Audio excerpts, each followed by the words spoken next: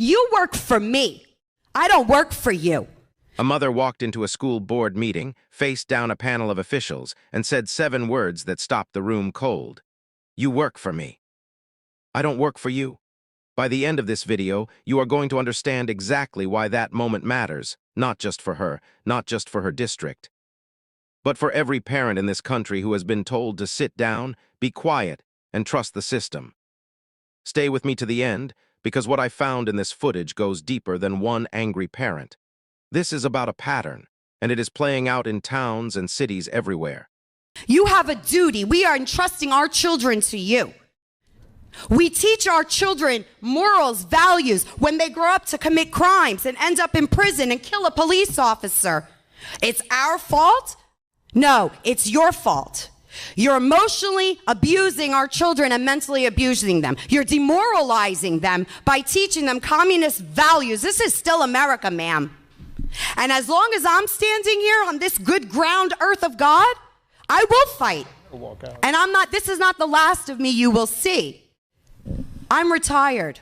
I have nothing else better to do. We can do it peacefully, or we can take it to the highest courts, because you know and I know I'm not the only parent fighting this all across America right now. Schools are trying to poison our children's minds, teaching them about things that they have no right to be taught in school. Normally, I'm just gonna, if you don't mind, I'm gonna just give you just a feedback for a moment. I have no problem having a peaceful discussion. This is not a peaceful discussion. No, that's your opinion. See, here we go again. This is peaceful. To me, this is peaceful. Well, I'm not burning, looting, and murdering. Listen, by all means, you want to teach kids these things, fine. Don't do it on my dollar. Don't infringe on my religious beliefs. Don't infringe. Do you know who makes up the majority of this district? Children from police officers' families. Blues. Back the blue children. Do you know what these children feel like when they come home? Have you spoken to them? No, you're silencing them. This whole cancel culture, you're silencing the children. Where are their rights? They have no rights. Because if they don't believe in the indoctrination, the demonic, twisted, sneaky, vile acts and education, if you call it that you're teaching our children, they don't agree with that. They're either homophobic, they're part of a cult, they're racist. What's racist? Who defines racist? Why? Because do you know what race I am? Do you? You don't. You don't even have an idea. I could be black, I could be white, I could be Asian, you don't know. Who are you to determine that? Who is anyone to determine that? You know what? Children in the school system, children like other children, they don't look at color. Black and white children, Hispanic children, you know why they get along? Because they don't look at each other's color. So you're the racist, not them, not us. There is a particular kind of courage that does not come from training or preparation. It comes from being pushed far enough. And what you are about to hear from this woman at a school board meeting in New York is exactly that kind of courage. She is not a politician. She is not a media personality. She is a mother. A Christian mother raising a Muslim daughter. She walks in front of that panel, and she does not ask for permission to speak her mind. She demands accountability from the people who are supposed to serve her community.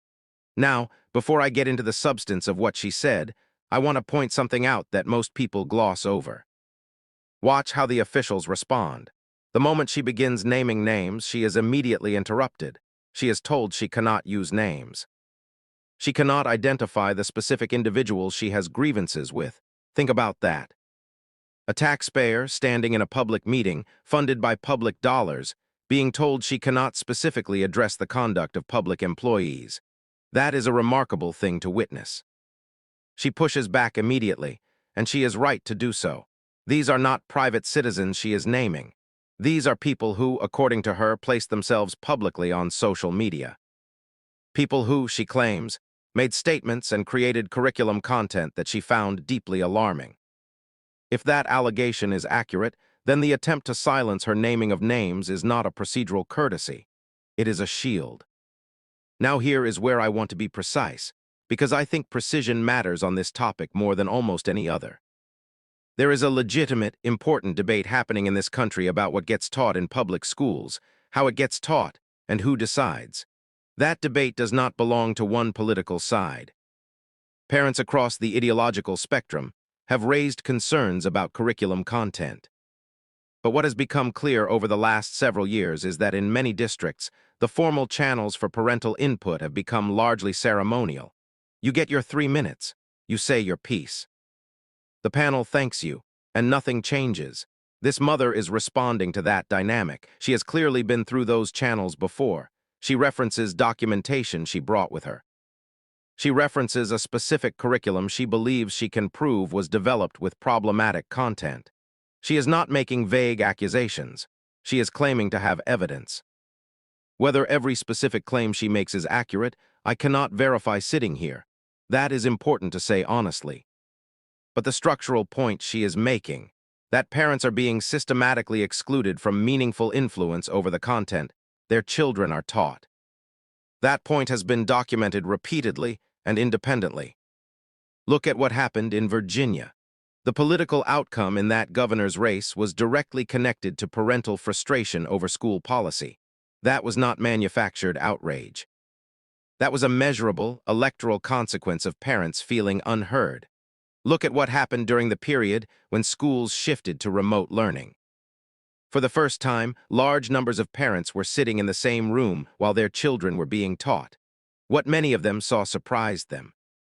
Not because the teachers were necessarily doing something dramatically wrong, but because the gap between what parents assumed was being taught and what was actually being taught turned out to be significant. That gap had existed for years. It just became visible. Now, this woman raises several specific concerns. She talks about curriculum she believes promotes a negative view of law enforcement. She talks about her sense that children from police officer families are made to feel that their family's profession is something to be ashamed of. She talks about religious families feeling that their values are characterized as backward or cultish. She talks about the experience of children who hold conservative social views being made to feel like outsiders in their own classrooms. These are not fringe concerns. Survey after survey has shown that a substantial portion of parents, across racial and socioeconomic lines, share some version of these worries. The question is never whether every parent's specific interpretation of every classroom moment is perfectly accurate. The question is whether there is a systemic culture in many districts that has drifted far enough from the communities they serve that real trust has broken down. And by any honest measure, in many places it has. Here is what I find most telling about this particular footage. At one point, the panel tells her this is not a peaceful discussion. She responds immediately. She says, "This is peaceful to me. I am not burning or looting. I am standing here with documents. I am making a case," and she is right. Raising your voice at a school board meeting is not a threat. It is democracy functioning as it is supposed to function. People in positions of public authority are accountable to the public. The discomfort of officials when confronted forcefully by a constituent is not a reason to shut the constituent down. It is, if anything, information about how unaccustomed those officials have become to genuine accountability. The commentator in this footage makes a point I think is worth sitting with. He asks whether, on some level, the reflexive defensiveness from these panels reflects an awareness that something is off. That the people being challenged know, in some part of their conscience, that they have drifted into territory that cannot withstand public scrutiny. I cannot know what is in anyone's mind. But I will say this: institutions that are confident in the righteousness of what they are doing generally do not reach for procedural silencing mechanisms when confronted. They answer the question. The broader point that needs to be made here is this: public education in this country represents an extraordinary level of public trust. Parents hand their children over for 6 to 8 hours a day. They fund those institutions with their taxes. The implicit agreement is that the education system will transmit knowledge, build critical thinking, and respect the diversity of values that exists in the communities it serves. When that agreement feels broken, the reaction you saw in this footage is what you get. Not extremism, not radicalism. A mother with documents standing at a microphone demanding answers. The answer to that is not a gavel and a reminder about naming names. The answer to that is transparency, open curriculum reviews, genuine parental input that actually shapes outcomes. Teachers who understand that their job is to equip children to think, not to reach predetermined political conclusions. That is not a radical position. That is the original promise of public education.